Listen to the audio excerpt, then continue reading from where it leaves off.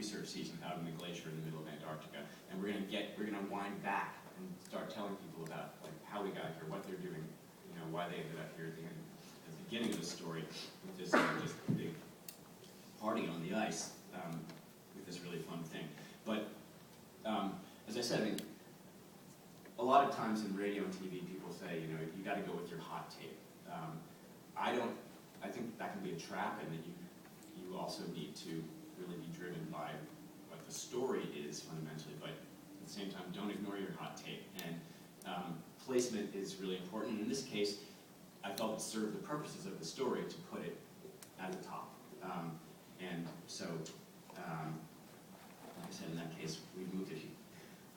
And now I'm going to go to another story which is more recent, and another case in which there was some really great sound that was really important to the story that the reporter had earlier in the piece, and which I put later in the piece,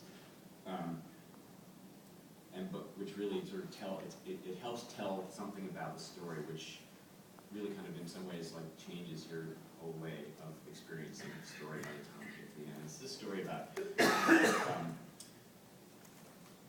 leopards and other large carnivores living in very close proximity and great density with humans in India by a reporter named Ari Narayan.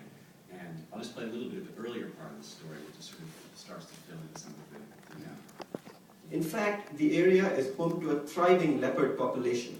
They live in and around the sugarcane plantations that dominate the landscape here. And the cats are well hidden in the dense thickets next to homes and farms. And not only leopards, but you get wolves, hyenas, jackals. That's Vidya Atreya, one of India's best-known leopard ecologists.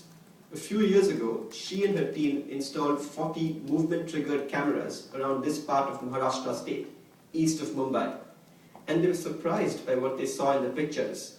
The leopards were hanging out in people's backyards pretty much every day. The results were published earlier this year in the journal PLOS ONE. The study shows a density of large adult carnivores that it says was never before reported in a human-dominated landscape. But just as surprising, Atreya says, is that attacks like the one on the little girl are very rare. I mean, these animals can live even among high density of humans without attacking humans the way we expect them to attack. She says the leopards and other carnivores have adapted to living alongside people, subsisting mostly on stray dogs and cats. So that sort of gets into the meat of the matter. I hesitate to say that because I mean it's very serious, because there are attacks, and the story actually starts out with a story of an attack on a young girl. But then we go through, I mean, essentially this is sort of an amazing story about how that's the real exception. And this is a place where, unlike other parts of the world, where there are, you know, very regular and profound difficulties in places where there's a lot of overlap between humans and carnivores, places from Kenya and Tanzania and East Africa to Denver and the Rocky Mountain front. And what's happening here is really pretty different, but it's also because people are reacting differently. It's not merely because the animals are adapting differently, it's that people have a different ethic about life with carnivores and the threat that they pose. But so then, you know, the story goes along and it talks about the research and it talks about the animals, and we hear real voices, but it feels somewhat abstract. But then we get to the end, and I'm going to find a distinct odor of a cat. Here we go. So, permanent solution. At a plant nursery surrounded by agricultural fields, there's a distinct odor of a cat. It's coming from a female leopard sitting in a small green cage. As the ecologist Vidya Atreya approaches, it jumps at her and slams against the bar.